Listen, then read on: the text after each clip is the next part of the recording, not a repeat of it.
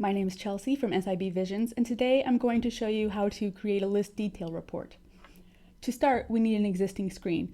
I'll use the user management screen that all VisionX applications have out of the box.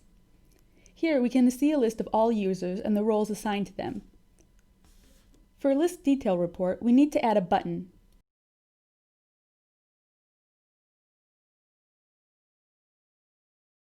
Then we click on the Reports button.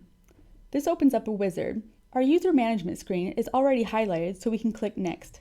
Obviously, we're going to be creating a new report, and after clicking Next again, we want to choose a list with detail information.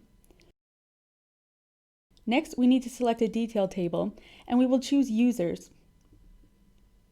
After that, we make sure the details we want are checked, and the details we don't want are unchecked.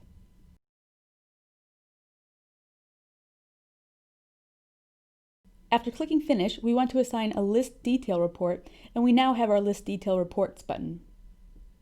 Let's have a look at the functionality in the live preview. Going to User Management, we see a new button, and when I click on it, my report is generated.